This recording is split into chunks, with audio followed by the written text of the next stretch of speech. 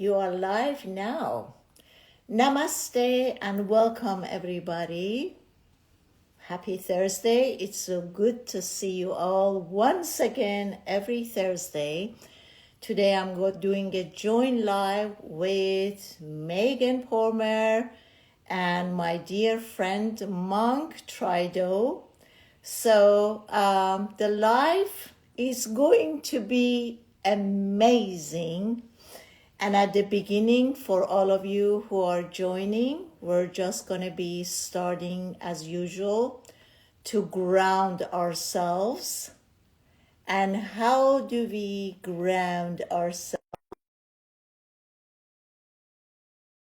All our focus and attention right here.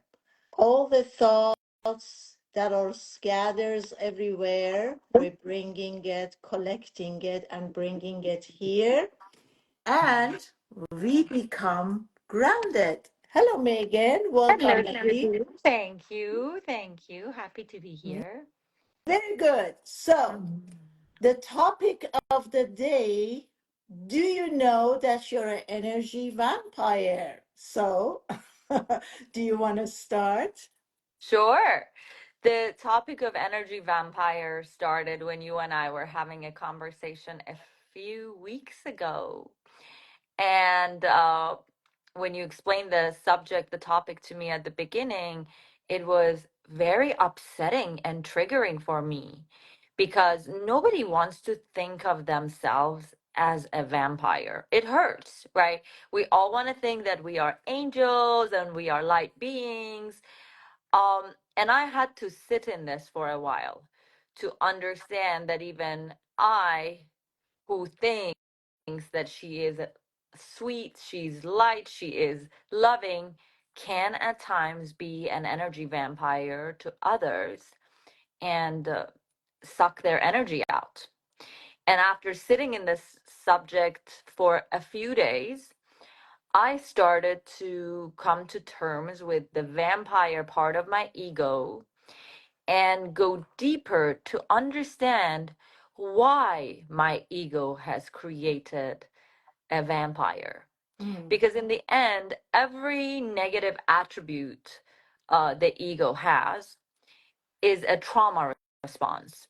As a child, we went through an experience, we felt helpless or hopeless or unworthy, and the ego was formed to protect us. However, sometimes this formation of the ego was as a vampire. mhm. And now I'm aware of it. It's still triggering for me, but I'm aware enough to want to work on the vampire, meet the vampire, nurture the vampire, and make peace with the vampire. Right. So, at the beginning, I have to make a correction. The ego intention is not to protect us. The mind is the part of mind that its mission has been from the beginning, from startup, to protect us. And that protection that comes from mind can also have many layers of conditioning, false beliefs, and it depends if we're looking at the mind through the conscious part or the subconscious part. So basically, as I always say, remember that the intention of the mind and ego, it's not awakening. The ego and mind is not planning on awakening you. Therefore, I often say, I said, we cannot expect from the mind and ego who doesn't have an intention to wake up to use that part to reach enlightenment or awakening. And what I have come up with till now, the awareness and being conscious that the ego and mind do exist. And the approach is to not to listen to it, not to pay attention, not to have a fear about it, not to find the tools to destroy it, because we cannot. The only thing we have to do is to be aware of the mind, the thinking machine, and the ego. So let's open up for all of us with all transparency to see how we can see at what part we are reactive or we are playing the vampire. One of them, as we talked before, is the part of me that constantly is in a trauma mode, is the part of me that is wounded and constantly looking for a solution, not to be wounded, not to be scattered. This is one of the, that's one of the roles. So what do I do? If I feel like I am wounded, I'm broken, I have so many traumas, my whole focus and attention is constantly going to find a release, find the approach. In that, my whole energy is going towards that direction. Therefore, I don't have any energy available here to be productive, to do the things that I want to do, to create something that I want to create.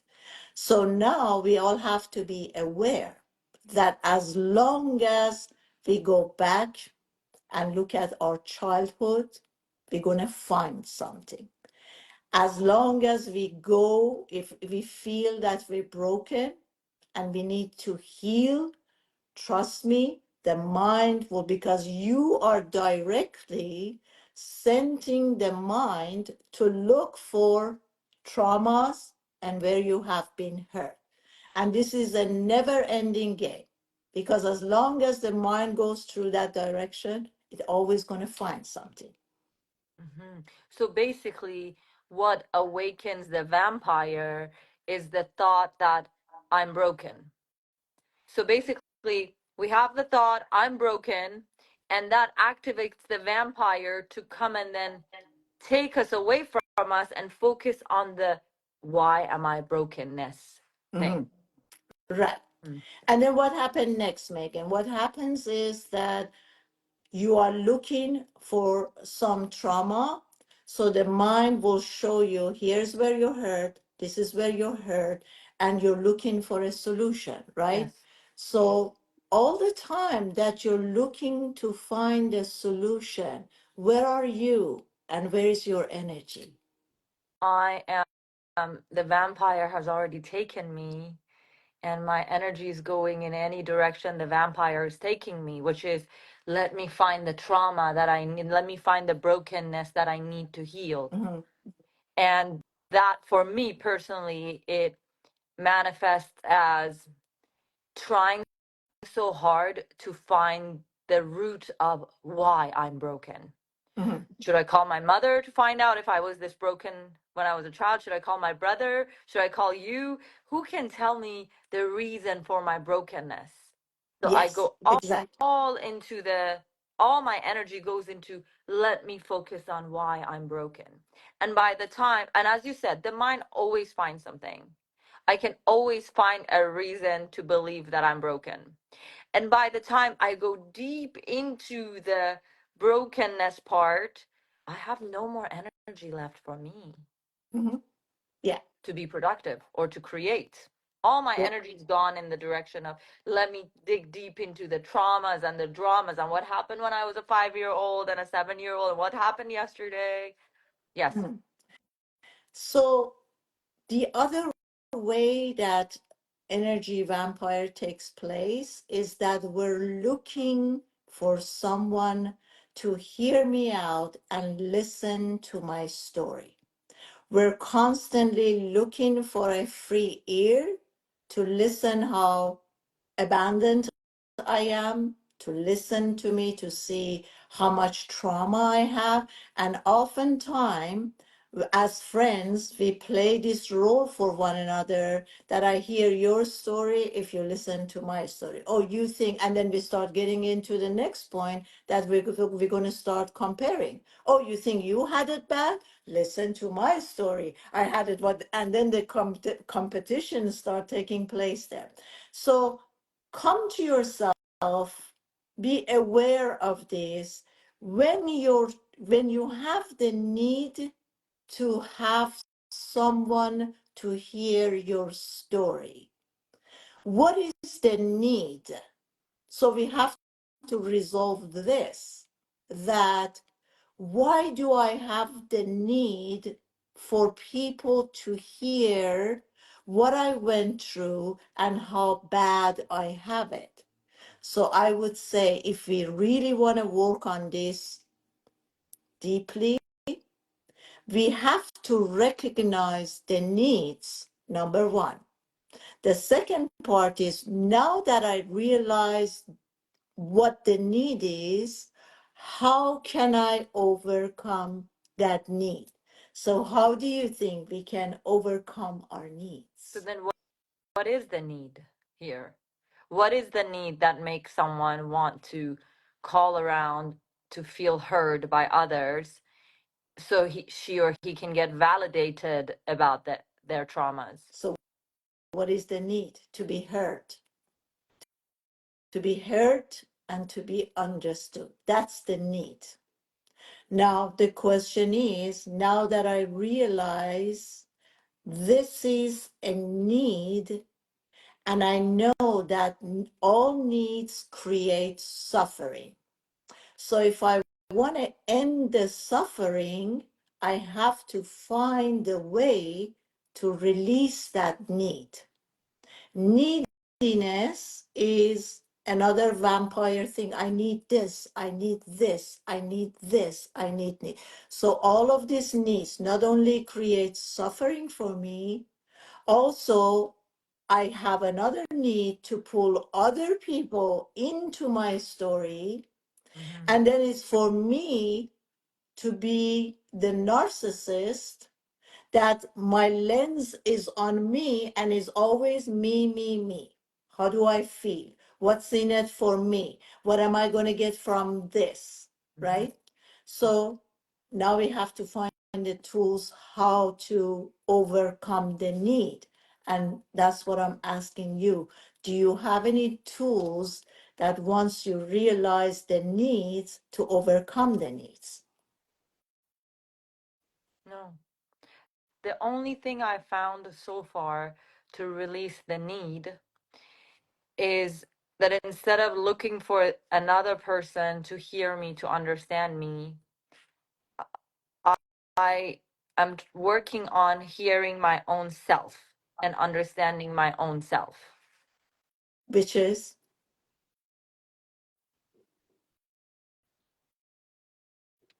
I don't know. Yeah. So the way I look at the need, in order to release the need, I have to see where the need starts. So the need always comes from the part of the ego. When I look at my ego, I see my ego has so many layers, right? Mm-hmm. And I just did a Farsi live. It was about live, live, right? Mm-hmm. So when I want to live, who is the one who has this desire of living, Mm-hmm. living life fully? And to get to the person who is saying this, I have to realize that first, I would always look at the ego and mind. I always recognize the ego and mind. So the ego is creating all these needs, right? So if I want to release the need, I have to separate myself, my true self, from the one who is creating, have all these needs and creating all these needs. So then again, we go back to my two main practices: thought, cut, silence. Again, I keep repeating myself, but it's good to hear it over and over that your mind is not different than mine. Every human being mind operates basically the same, and we know scientifically today that our mind creates 75,000 to over 95,000 thoughts. So when I got this download of the practice of thought cut silence, is at the beginning, the first word when I notice that my mind is trying to get my attention and say, oh my God, I imagine that I have a scissor and I cut that word at the first word. Oh my God, cut. And what remains after that is only silence.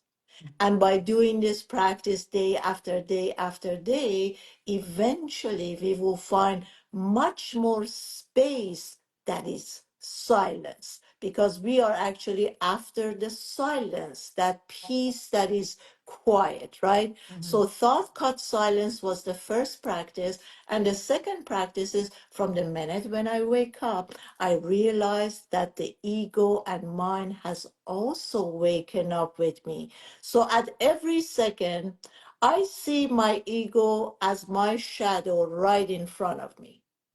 So, in order to have that awareness, I need to be aware all the time, to have that awareness constantly, that the one who is feeling poor me is the ego, the one who's saying, who am I going to call now? Where am I going to find the ear to listen to me? Where am I going to tell the story how bad I have it and how broken I am and how many traumas I went through? I realize this is the ego, and then I separate myself from it.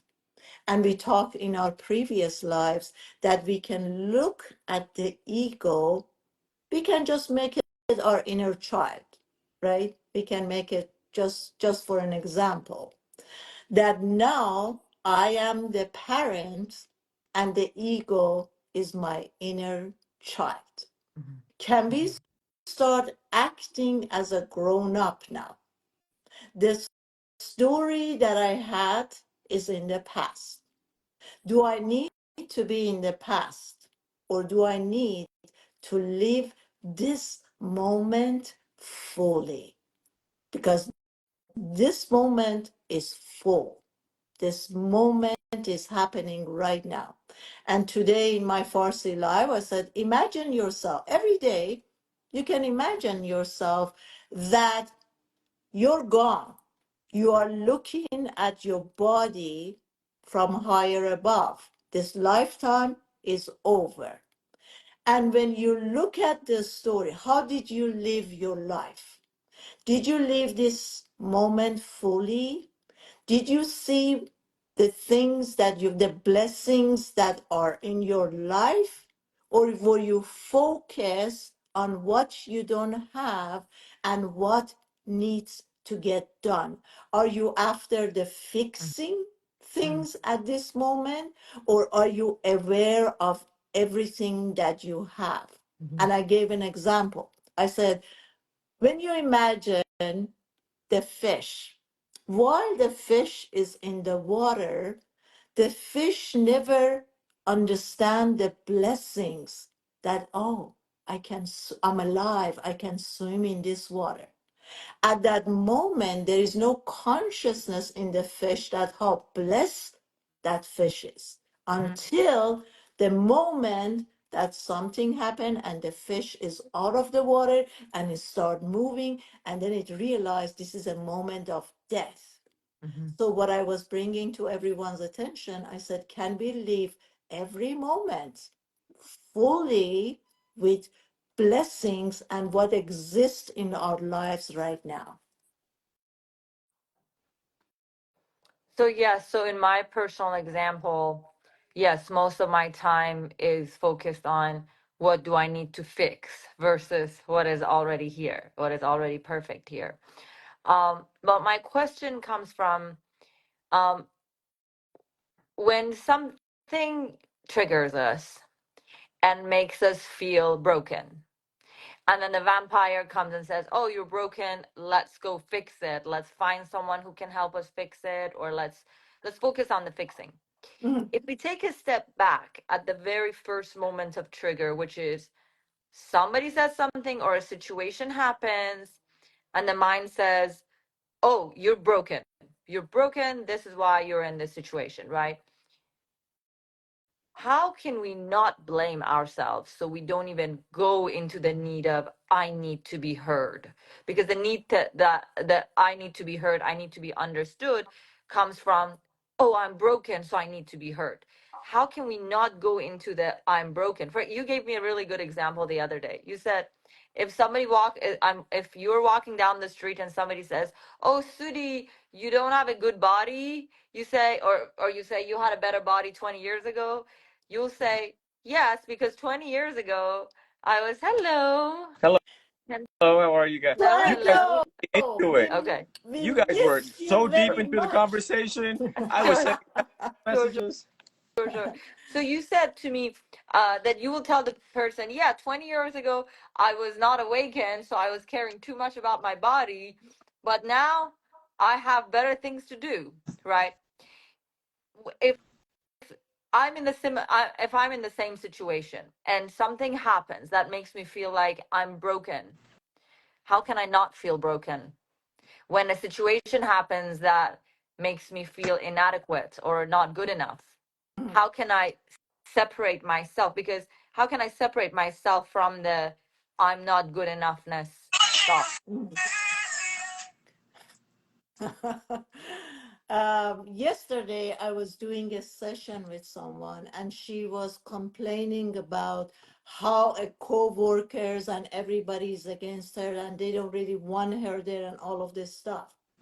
And I said to her, I said, we have to remember, we have no control to tell other people how to behave. What I have control about is to be aware and conscious about how do I feel and what is the emotion that's being created, right? Mm-hmm. What other people do, Trido, we dive in soon, what other people do, the way they behave, whether they talk to you nasty or they start swearing at you or whatever, that's their karma. There's nothing we can do about it. But I can choose to take responsibility with how I translate their action and how do I behave. I need to learn to be watching out, be mindful about the translation of the mind. And also, I have to be aware to be in control of my emotion, right? So Mm-hmm. when someone says something, and it triggers something in you, which you know, you're aware by now that this is years of conditioning, instead of judging the way they're acting, I come to myself with love, fully love and compassion. That person, where is that person is coming from? I change the lens. Oh, that's years of conditioning and behavior. The only tools that this person has learned so far is to be yelling or to be nasty. That's the tools that this poor soul has find out. This is what is available to this person. I'm going to leave that alone. I come with love and compassion. And then I come to myself and I look, once I do this, the translation will change. Instead of me saying, oh, you were nasty to me, I have love and compassion for the other person. Therefore, the whole thing totally changes. And I don't have to do anything anymore. I just feel good about having compassion, understanding someone else. Uh, my point was not about the someone else. My point was, okay, somebody says something, they trigger you. imagine we are not blaming them. We're not saying why. We're not even pointing fingers at them. We start to point fingers at ourselves. Like in my personal situation, I go into really shaming and blaming myself and punishing Yes, myself. hold And on then, 1 second. I already answered that, Megan. Let's repeat one more time. Mhm. When somebody is doing something and is triggering me, instead of the lens is on me, this person has been nasty or something, I change the lens to understanding the other person. Oh, this is year of conditioning and repeated behavior that this person only knows how to act this way. The lens is no longer on me. It's me turning the lens the other way around, understanding where that person is coming from love and compassion. Therefore, the lens is not on me to shame and blames anything. but again, the person, let's make it more simple. I'm late for a meeting. Someone says to me, Megan, you're late and this is going to affect me in XYZ. I understand their point. They have a fair point. That then the part of them is now gone. They have a fair point. They're saying absolutely something that is right. Mm-hmm. How can I not turn on my own self of blaming and shaming, which would lead into I need to be heard, I need to be understood? That's my question. My question is, how can I not turn on my own self? So, at this point, I need to have awareness about my conditioning. I use the awareness to understand that this has nothing to do with the old behavior and programming of shaming or beating myself up. This is about me to come to an understanding. Oh, what do I have to do next time? Should I take more time? Should I give myself extra time? And I start to rebuild a different practice and behavior to not to give a reason to come back to myself and shame myself. Know the programming. This is what's active here. Right away, I go into blaming and shaming myself. So I need to bring the awareness here to stop the old pattern and behavior.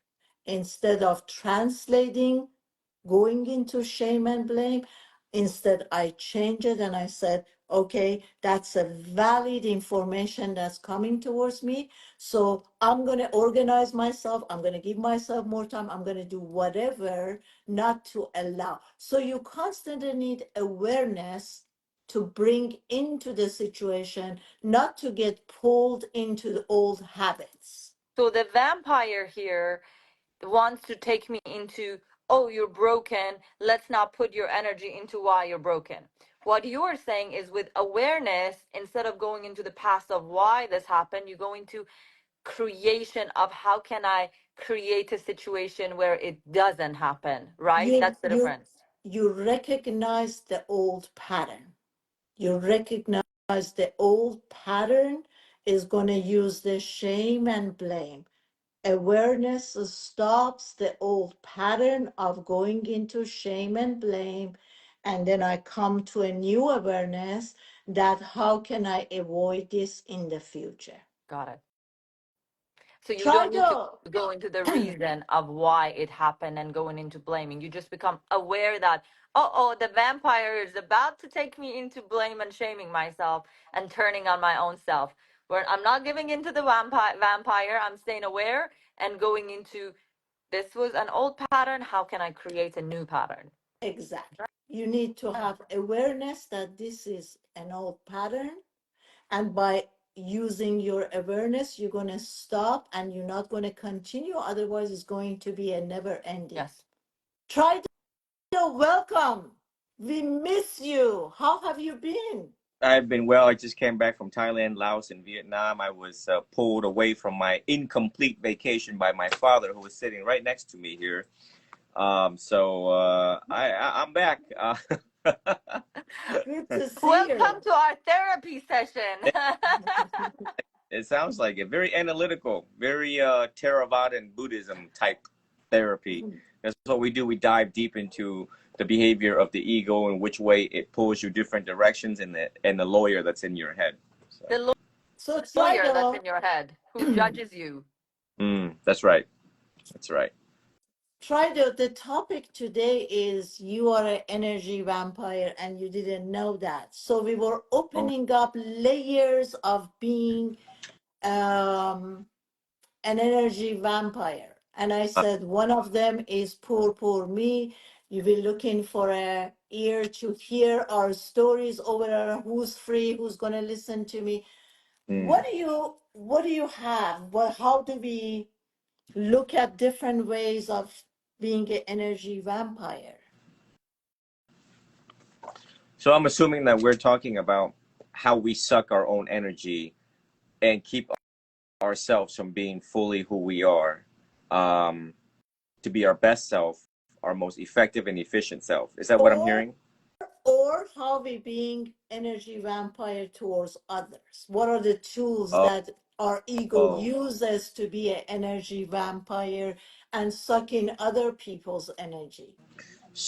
So the practice in Buddhism, in the Theravadan order, the school of the elders, the Buddha gave a discourse on the practice of the non-self, the non-self. So not me, not my, not I.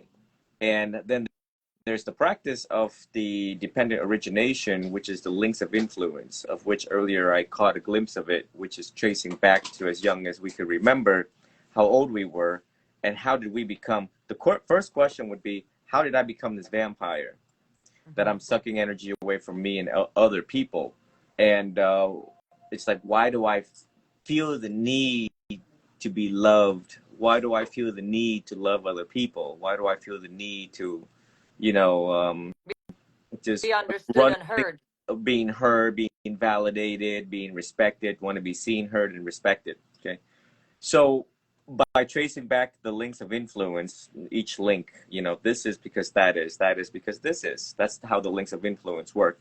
And once we kind of trace that back one last time, even though it's painful, we realize that, for example, I'm angry because my father was angry and I was brought up around angry people and they yelled and screamed, and these are the things that I heard, was exposed to, and absorbed in.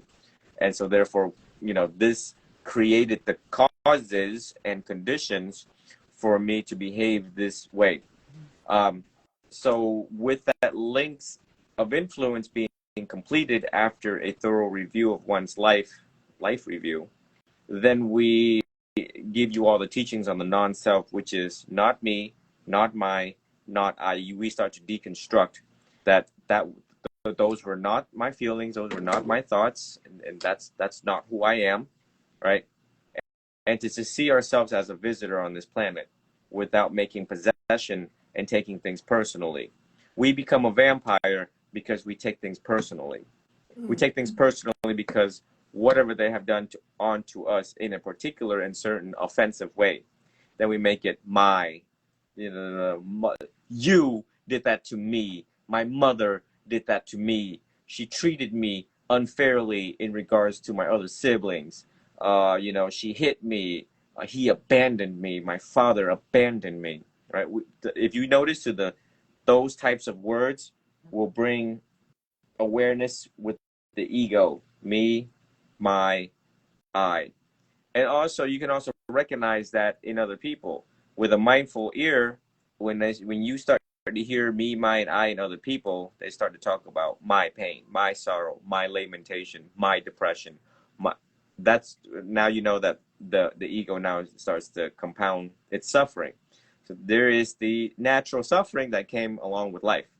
And there is the suffering that you stack on top of it, which is the me, my, and I.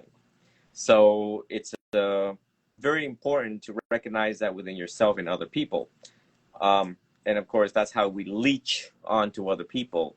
And we leech on in pursuit of love and wanting to be validated, seen, heard, and respected. And if this does not get resolved, then you will become a basket with like no, you know, a basket that has a hole in it. So it's just never ending of feeding, of searching, just like a hungry ghost, always wanting that validation. And when is it ever going to be enough to fulfill one's self-esteem, one's self-worth, one's self-concept? But the practice is very important, and it is very potent, and it is something that I did for one complete year here in Gainesville, Florida. I took a 1 year silent meditation so that I could trace back the links of influence, sit with the profound, hurtful silence necessary to make sense and meaning of my own past, and arrived at the conclusion. And, I was secured in the knowledge that, got it, this was the making of Ji Dao. So Mm. when all of that science took place, and one comes to be secure in that knowledge cognitively, then you are very humble. It will humble you once you get to know yourself. And You all of this sat in silence for 1 full year? Sorry, I couldn't hold myself. people can't hold themselves for 1 minute. You did for 1 year? Correct. You were silent for 1 whole year. I spoke to about 3 people and about 3 sentences. Okay, bye. Yeah. I feel so inadequate right now. What am I even talking about If here?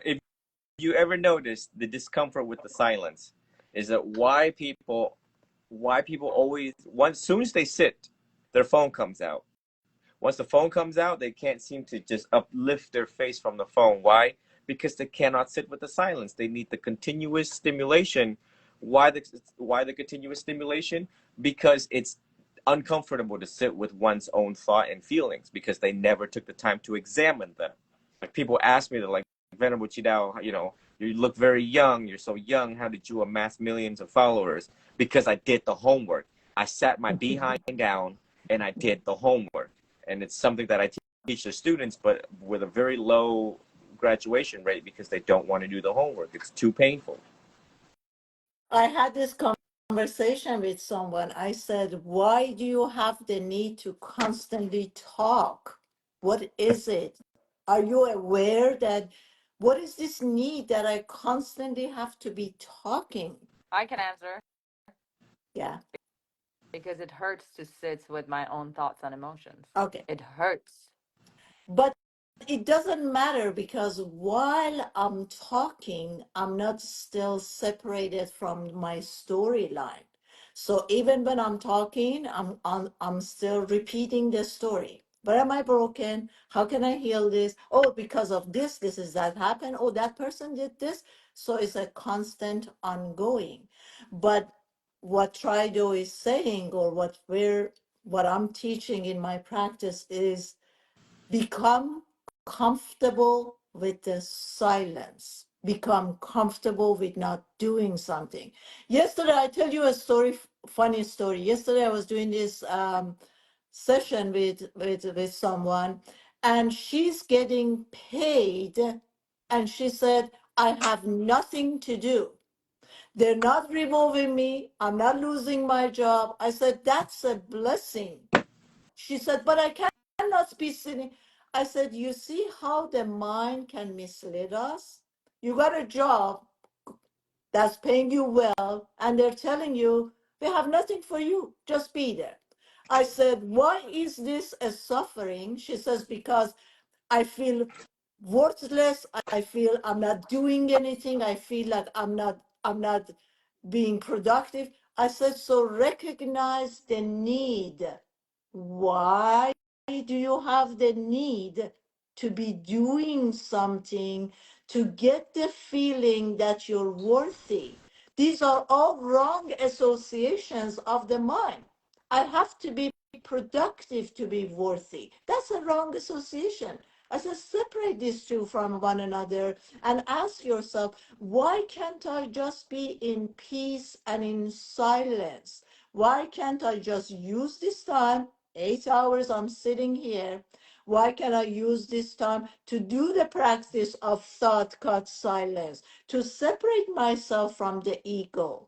And then I can be, my worthiness doesn't come from, do you know what I'm saying?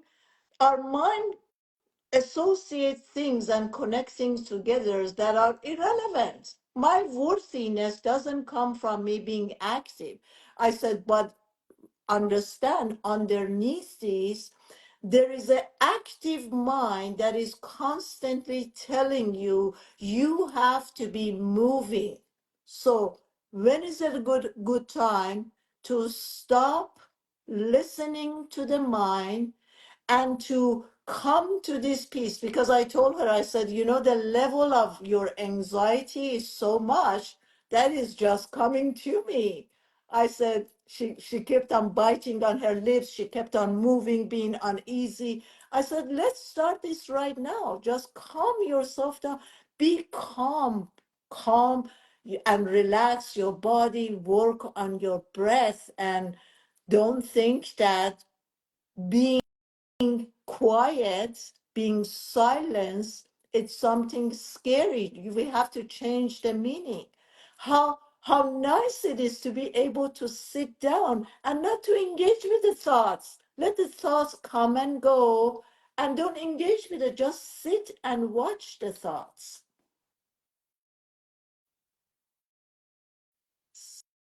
Silence, guys. Do you see this? How effective this live is? We all became silence. Let's celebrate this. Today I was talking about how would it be? I know it's off the topic, but today I said, how would it be if we all wear love glasses? And I said, this could be, this a couple of people wrote a comment, where can we buy it? I said, I don't know, it's not out there, but we can invent it. Imagine from the minute that we wake up, we put a glass that is all love, the projection of love. Every person, every animal, every nature, everything, we just projecting love, and we're seeing through the lens of love. Do we still judge people? Do we still judge our past and poor me and what happened to me? Try to wear the lens of love. After all, I know this become a cliche. We are all love and light. Let's practice it. Let's be the love. Yeah. The best the best way to inspire other people is by and through our own change.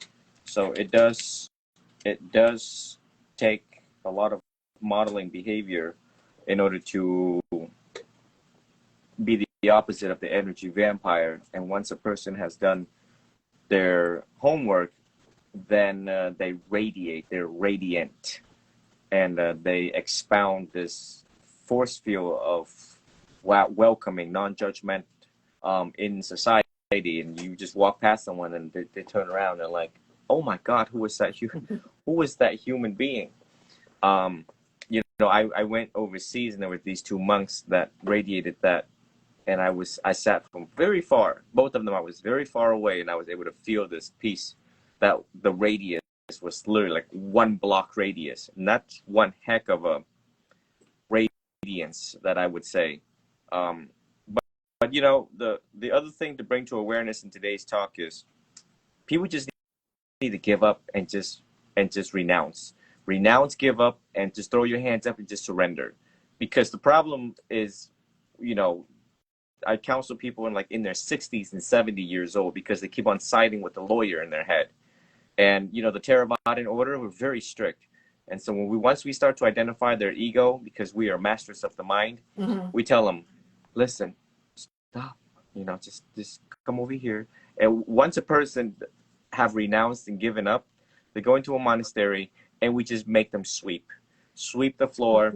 We make them do all these odd things that are very slow, very boring, because now this is the start of them conditioning them, the start of conditioning them to be comfortable with the silence, one step at a time.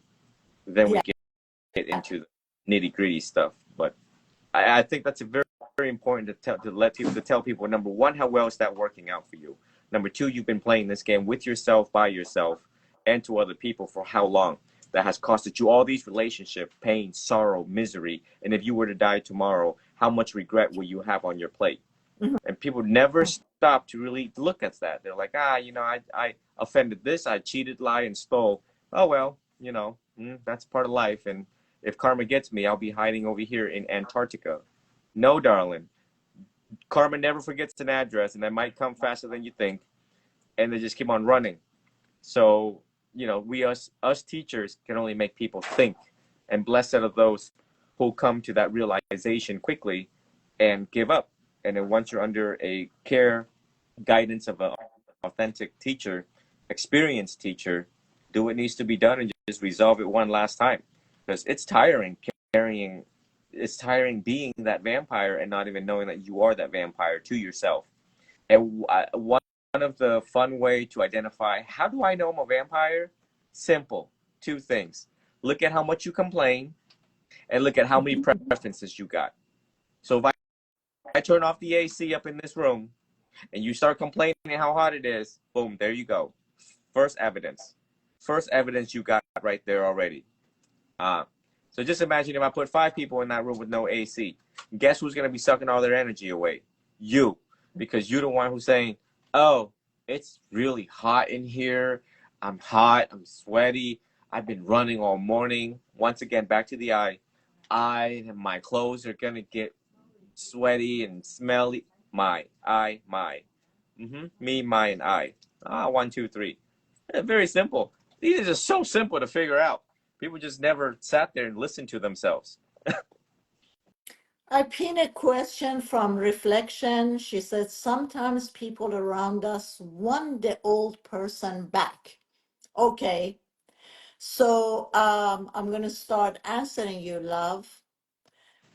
Outside is always busy. Outside, it's one thing after another. I have no control over what's going on outside. The only person that I have control over is me. Today I said, I'm gonna work on myself for you, and you're gonna work yourself for me and for everybody else. The only responsibility I have is to work on myself, to be at the highest vibration, and not to be an energy vampire, suck everyone else's energy out, right? So it's my responsibility to work on myself. Now, what other people want from you while you're changing, it's their liking. Where are you with yourself? You're not powerless. You are a powerful human being who can make a decision every second who you want to be, how you want to be, right? So I know when I changed, I separated from my whole family. I don't talk to my family. I don't call them up. I have nothing to do with my family because I understood the dress that I was wearing, which I talked about a couple of weeks ago. It was the dress that they put on me. It was from my childhood. My mother was like, oh, you're the most beautiful, you're the smartest. Don't be like this loser. Don't be like these people. And saying that to me continuously made me wear this suit that I have to be successful, and I run for many, many years. I never felt comfortable in these suits and I didn't know why. And then I became a personal trainer and I put on a different suit. But I didn't feel good. I didn't feel comfortable in that dress either until I came out to be putting another suit, which was a healer. The old suits, it was tight, it was uncomfortable. I was really trying to make it fit right, but it never did because it wasn't my dress, it wasn't my choice. It was what my family wants. It was the history of my background, that everybody's educated in my family, everybody's blah blah blah. But that wasn't my suit, right? So you need to ask yourself, do you want to wear a suit that you feel comfortable in? Or do you constantly want to look outside to see what suit is it suitable for them to put on you? You have a choice. Take your power back and be authentic, be who you want to be. Otherwise, you're going to suffer again. Back to you guys. Try though, is this suit that you're wearing feeling comfortable? I can't see your suit today because your phone is showing uh, more the top part. We can't fully see your suit. Are you feeling comfortable in your suit? Yeah, I picked up these pair of robes in Vietnam that was made in Myanmar, and it was Egyptian cotton. It's like silk and cotton mixed, but it's not this one. It's a burgundy. Oh man, I've never been so attached to robes before in my life. Attachment causes suffering, and then I tried to get more, and they sold out. It was so cheap too. It was like $35. But But yeah, after all, yeah, go ahead. Sorry. um, and then the Buddha taught us to look at our faults and to start addressing our faults and not to compare ourselves to other people in life, because part of being a vampire is we also compare and we criticize other people. That is a habit, and habits commonly seen in people who are just just vampires to themselves and other people and not even know it. So if you catch your behavior of comparing yourself, criticizing other people, or hide behind a uh, username and just constantly attack other people, cyber attacks, then one should really heed the advice of the wise. And the Buddha humbles us by telling us, don't be looking at other people's faults. You got your own, work on them, because everyone's got faults, Mhm. including me, including me. Sometimes you have more than others and vice versa. And that humbles people. That makes people return back themselves to the practice. And the Buddha taught us, do what needs to be done, study what needs to be studied, and practice what needs to be practiced. And he emphasizes time and urgency. And he says the problem is we think we have time when we in fact don't. Yeah. Yes. So basically, it's coming back to when I said my only responsibility or job is to work on myself. I used to see a lot of faults in me. I wasn't tall enough. I wasn't this enough. I wasn't patient enough. I wasn't this enough. And it was a lot of not being enough till one day I realized that, oops, this doesn't make me feel good. Once I'm putting the lens to find out, it's just like some of us put the lens in our childhood, traumas and this or that. Some of us put the lens on, I should be better, I could be better, I could be doing this or that. Because many, you guys have heard my story, you know that I got diagnosed with OCD, obsessive compulsive disorder. Nothing was right. I was never good enough, nobody else, and I suffered. And I tell you guys, I really suffered because didn't matter how much appraisal I got from outside, it wasn't enough. I never became enough. And one day I realized, let's end the suffering. There is another way.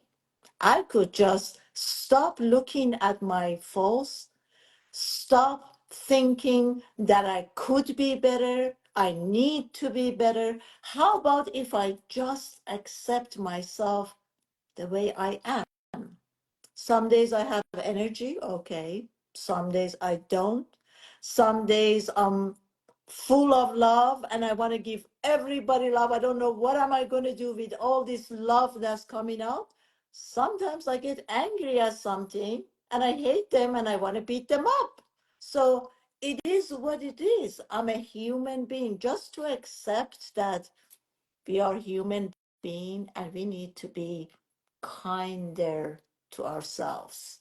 Megan, you're awfully quiet today. Did Trido send you an energy of quietness, or are you Yeah. start practicing mindfulness and listening more, the art of listening? Yeah, I Trido definitely sent me that energy. Like the moment you said 1 year of silence, I watched myself not being able to stay silent and having the need to ask you if you literally were silent for 1 year. Like I couldn't even stay silent while you were speaking, right? And watching myself do that, I suddenly released the need of wanting to speak. Oh, see the effect you have on people, Trido. That is so wonderful. That's why we all love you, Trido. And Well, try to, I speak for a living. yeah, Making me want to not speak has not been an easy thing for anybody. Yeah, yeah. as You know, Megan. it. Go ahead.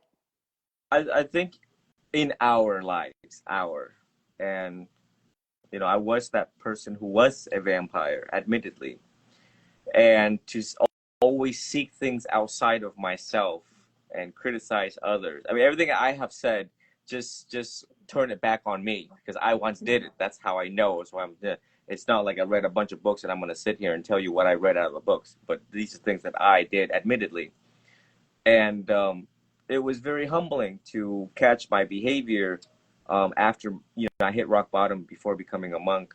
I hit rock bottom and was on a suicidal path, which is what led me here. And I was off the chain.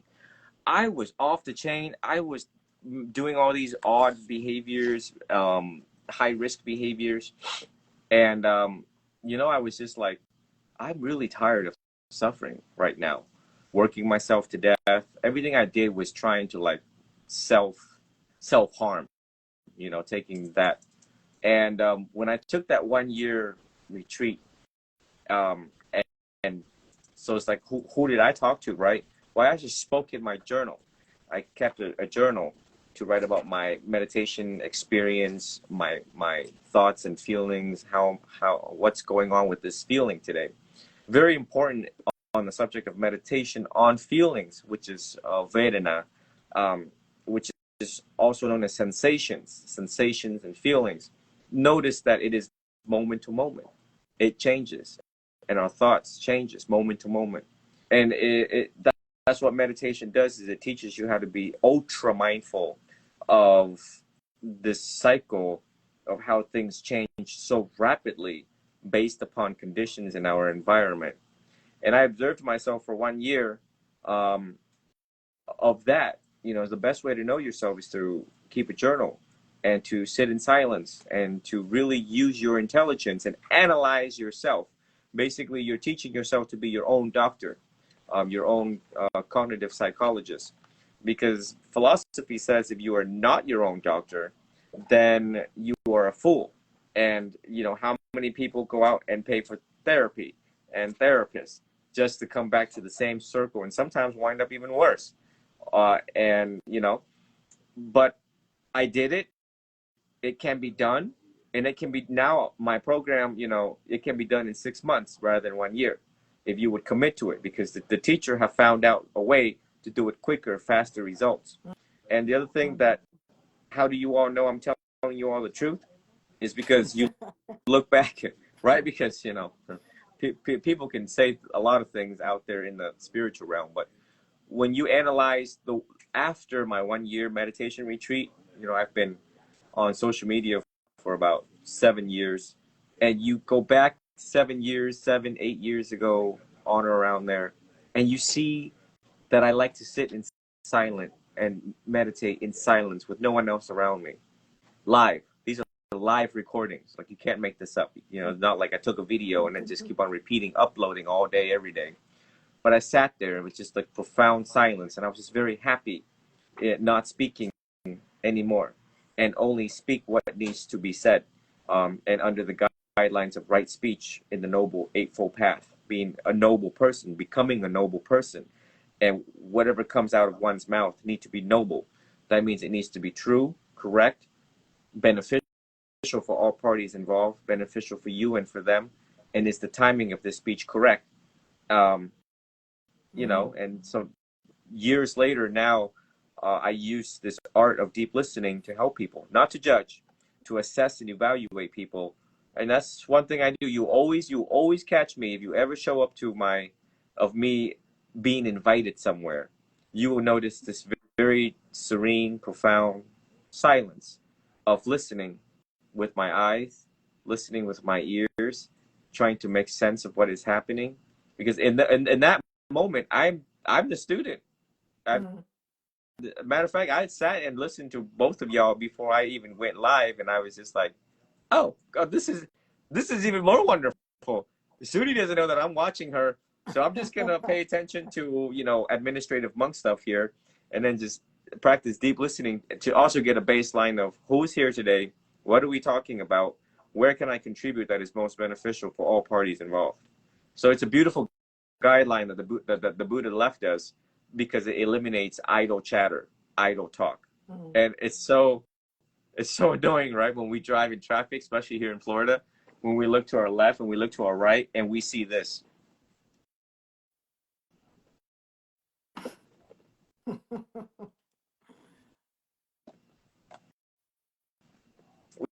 We see that, right? Yeah. Right? And we're sitting there, and I'm sitting there as a monk, and it's like, what goes through the mind of a monk when he's observing people not being mindful in driving?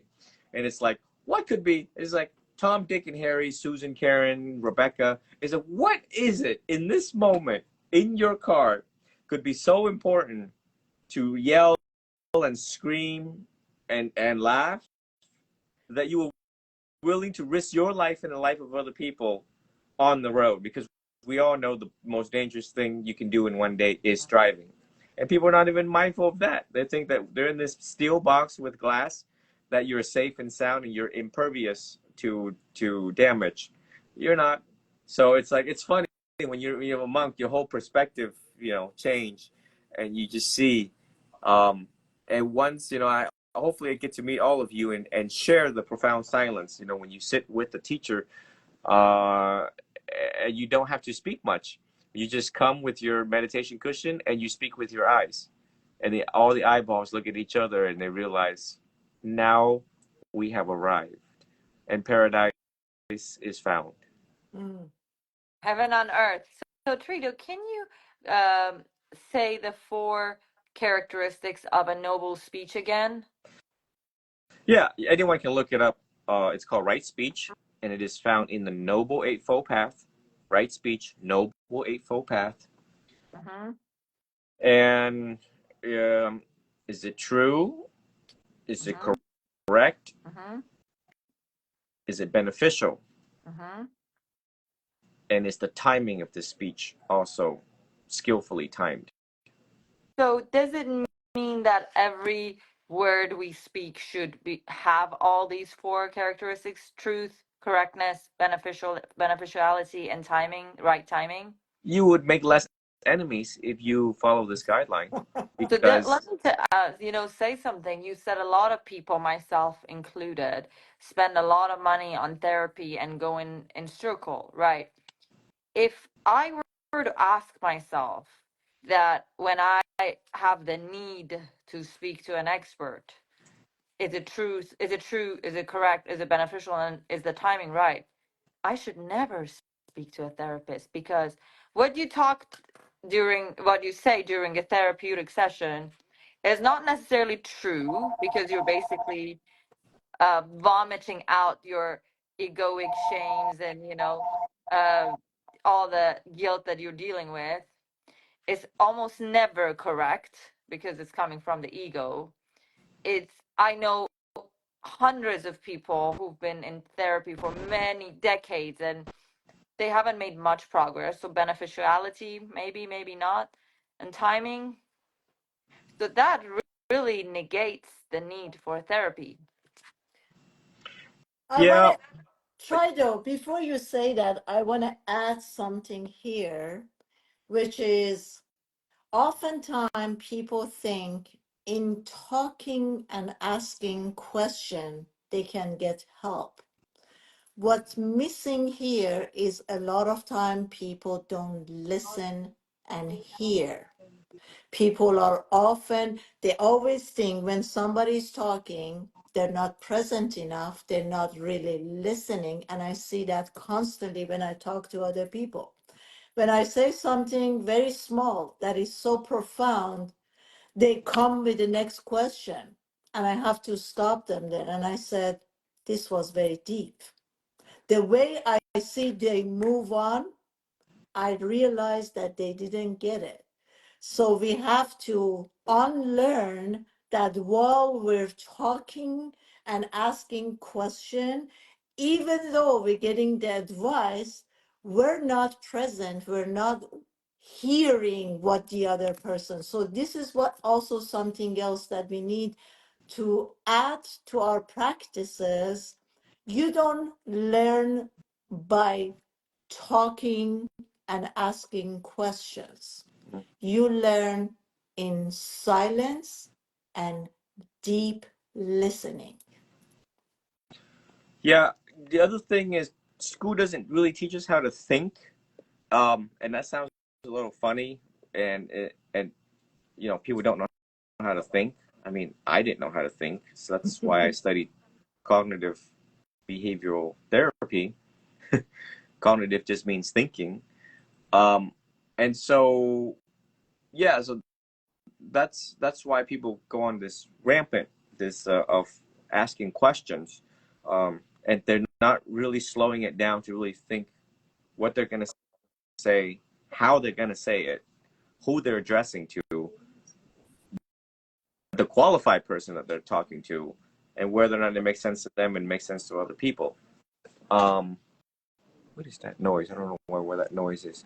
And so you know, it's so yeah, you really have to slow them down, and a skillful teacher would catch the habits of someone who interrupts constantly, who asks a lot of questions, you know, and it really not connected to what's going on right now. They feel the need to know, feel the need to know. They're hungry for knowledge, but they haven't really slowed down to realize this question even makes sense right now. You know, I still work in society as a monk. I returned back to work as an interpreter. Now I have 18 years of clinical experience in law and medicine and social work. So when I get someone that like argues with me, and I said, stop. You argue with me. Anyone that argues with me argues with other people in society. And they like stop right away, and they like look at me like, oh my God, who is this guy? You know, and then there are certain people that interrupt the process of what I am doing, whatever it is that I was doing. Like I was at the DMV yesterday, and I'm trying to encounter the clerk, and a relative of the client told me, you should sit and encounter the clerk. So we already have OCD going on here, which is control. One of the primary thing about OCD is control.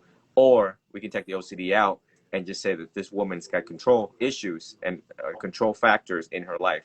There's lack of control in her life, so therefore now she's trying to control me. I mean, I don't care who stands, who sits, but I picked it up within a split second. And then I realized after like maybe 180 seconds later, I realized what she was trying to do. I had to take control, just because there's only one captain here on this ship, and we're either going to do this correctly, thoroughly, and smoothly, or we're going to do it your way, Karen. And your way is going to mess everything up about what we're doing here and creating all sorts of stress and high blood pressure right about now. So I says, excuse me, can you sit and just remain quiet and let me just take care of, I've been doing this for 18 years, okay? Sit and just observe. And she just sat and just like be quiet. So, and you see this in common too in areas of law, lawyers who are like senior trial lawyers. I first thought when I observe and shadow underneath these guys, and I'm like, you're so arrogant, you're so ignorant. And I'm like, that's so rude to people. But I'm not in their shoes. I'm not in their shoes. I'm not a lawyer. But then when you sit with them for 18 years, you realize how they do things. And they will let people speak and describe the problem. And once they understand the problem, they will tell the client how we're going to fix the problem. And they just stop everyone from talking at that moment. And that's all they say. And, we just had a lawyer that passed away, Simon Tsang, and he says, I understand your problem. And right now I'm going to tell you how we're going to fix the problem. I'm going to explain to you in exactly 7 minutes. And within that 7 minutes, we're going to conclude. And if you have any questions after that, and less than 10 minutes, make a decision because I'm going on to the next case. So they structure it in a way so that it detains the mind of the person who is in need of instruction and directions, because they're very lost. I understand when people are in trouble with the law. And so, and yeah, it's such a way. So, experienced teacher, now these are like common trademarks of a teacher, that they know how to detain another person's mind, also known as taming the mind, so that they can just hold you in the present moment right now, in enlightenment, in nirvana, to give you instructions on what needs to be done. The impression needs to be of such a way that they feel it. Their heart is moved by such gesture. Their heart is moved. The whole experience needs to be so moving that they're like, oh my God, who is this man, or who is this woman? Oh my God, who is this Sudi? Oh my God. Okay, well, I guess I need to just, put my old ways and my old days away and just follow her instructions and have at it. So, I think this was really good talk when Sudi brings me from time to time, because I change as a human from time to time, and I change as a teacher from time to time. And I don't think Sudi ever heard me speak in this way before. I was in It's very direct now. It's awe. like I very thought direct and very Thailand, what has Thailand done to Trido? I was in awe of Trido. I think when I started with Sudi, I was still a very young man in my own mind, and I was just like deer in a headlight, and I'm just like, what's happening here now? And time passes by, years and years pass by, and now it's like I think she's watching. I see Sudi as like a mom to me. She's like a spiritual mom to me, and rightfully so. I am, could be her kid with my 37 years young on this planet.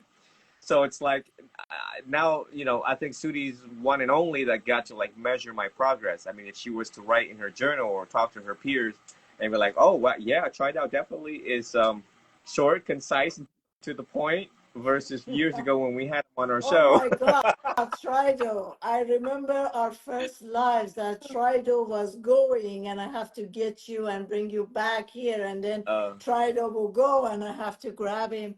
Of course, I remember we did a series of relationships. Do you remember that I was diving deep into relationships, yeah. and you were always telling me, "Oh my God, if I knew you beforehand when I was in a relationship, that would have end so much of my suffering." But yes, Trido, you have moved. I pinned a question. Zena asked, but when we cut the thought, we can feel the pain in the body. What should we do? I'm going to dive into it, Trido, and then you and Megan can come in. When we cut the thought, we separate ourselves from the thought, then the body feels the pain, right? Is that what you're saying? The first thing needs to come to your awareness, my love, that who is the one who's experiencing the pain in the body. If you separate it from the thoughts, it's still the thought who's experiencing the pain. Therefore, I'm not totally separated from the mind. Oops, 11:11, guys. Time just kicked in 11:11. Yes, portals open to heaven, right? Yeah. So the pain in the body is being experienced with the mind, right? Now the body, the ache in the body, it also is still connected to the storyline that poor me, This is my life story. I went through so much trauma and suffering. And I said, after a while, the physic becomes another mind. The physic, after years, repeated habits and patterns, it becomes a mind by itself. So what I'm hearing again, I'm under assumption that I'm separated from the thought, but actually I am not.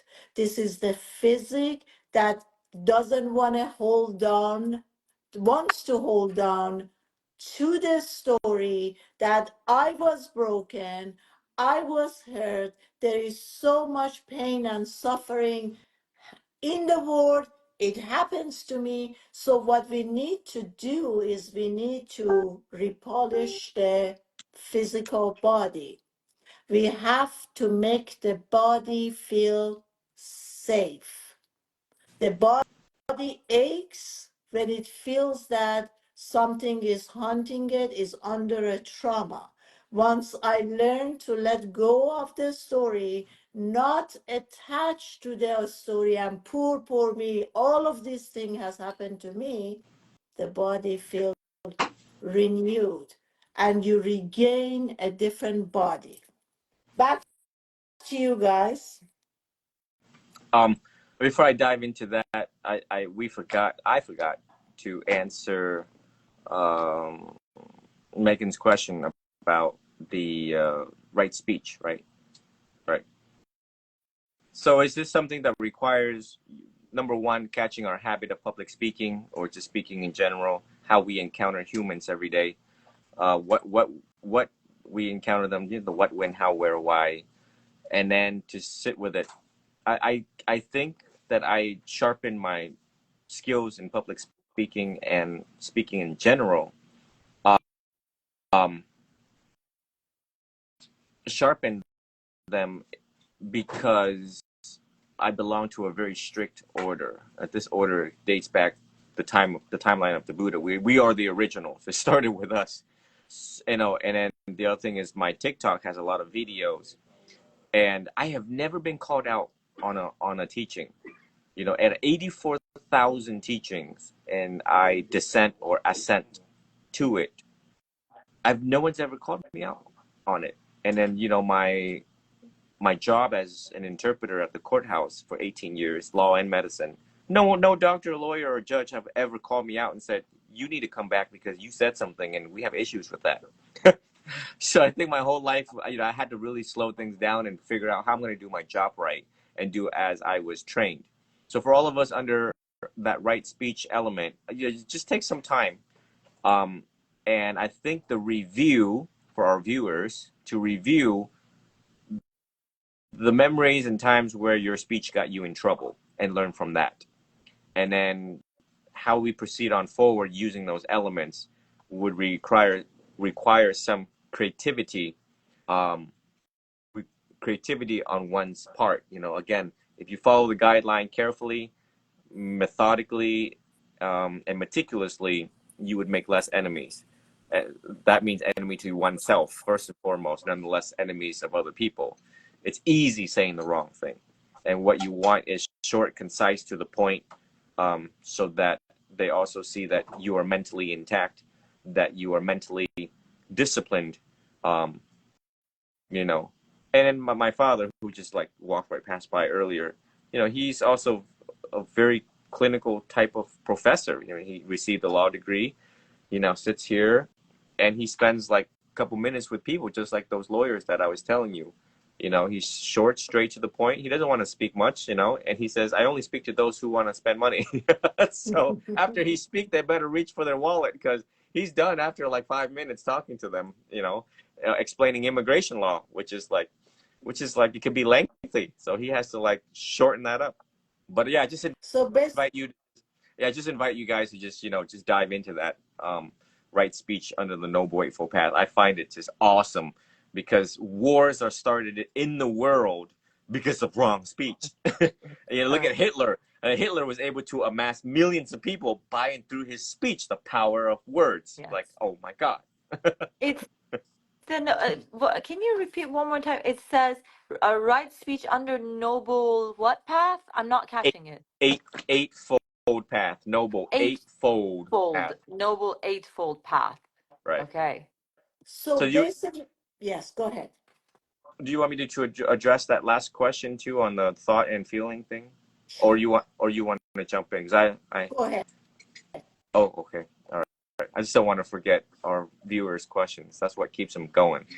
Um, we think the way how we feel the way how we think. Meditation gives us warning signs when we get angry, for example. Anger is very prevalent, anger is very common. And it's like, how do you know when you get angry? Well, your senses were open. The Buddha called it the five doors: one, two, three, four, touching, and then the mind is number six, five or six doors. Okay. But so when our senses are open, so be mindful when your eyes are open and be mindful when your ears are activated, because now information is starting to come in. And once information comes in, there's a thought. And based on that thought, a feeling will arise. So I took anger as an example because we can typically detect anger fastest if we pay close attention to our breathing. The physiological responses of breathing give rise to something is unwell right now. You're trying to fight or flight with the situation. And of course, the veins popping out of your neck and the sweaty palms, paying attention to the physiological responses. The best way to understand mind and feeling correlation, first and foremost, from a clinical psychology standpoint, is to look up cognitive behavioral therapy, because it teaches that. We think about how to feel. We think the way how we feel the way how we think, thus leading to the behavior. And from a Eastern Buddhist perspective, you would want to look at the four foundations of mindfulness, particularly mindfulness of feelings, because it will draw from there. It will give the academic and clinical aspect of there. But that's my short answer to that. Yeah, thank you. So to wrap this up, guys, we kind of need to talk less. Let's start to talk less. The minute the urge comes that I need to speak, I catch myself and I say, you don't have to talk right now. Let's choose silence. We have to definitely train our ears to be a better listener. Remember this phrase, when you're talking, you don't learn. Even though you think you're after the knowledge and you asking an expert for a question or why, since you don't have the ability to hear well, is not going to help you. None of that knowledge is going to sink in while you're too busy talking and even have a curiosity to know. The knowingness doesn't come from outside. The real knowingness is within you. Everything that I talked about doesn't come from a book, doesn't come from listening to someone else, is the inner knowing. That inner knowing needs silence. So embrace the silence from now, quiet yourself down as much as you can, train your ears to be a better, deep listener. And from then on, you see that you're never going to get in, like Tridel said, you're not going to get into trouble if you're fully present. The third part is to relax the body as much as you can, because once you're anxious, your speech starts speeding up. You're not hearing yourself what you're saying. How many times have you catch yourself? I ask you later on. You said that during this conversation. Did I say that? I'm not aware that I said that. What does that mean? You're not present. You're too anxious talking. You're too anxious being active, and you're not hearing and listening. Relax the body, slow yourself down, grab your attention, become mindful, and then take the next step and the next step. Slow yourself down. Anything else to wrap up this live, guys? Thank No, you. you all have been wonderful contributors. Thank you for having me, and I learned from both of you and your questions. Love to have you both. Thank you so much. See you all next week, guys. By the way, before we wrap up, this coming Sunday, I know it's a short notice, Megan and I and Rahab, Karina Jackson is having an event here. It's going to be an amazing journey to go within. If you're interested, this event is taking place in Malibu. You can text or DM us, and we hopefully will see you then. You don't want to miss this event. It's going to be absolutely amazing. Love you all. Bye bye. Bye. Bye. Bye bye. Take care. Take care.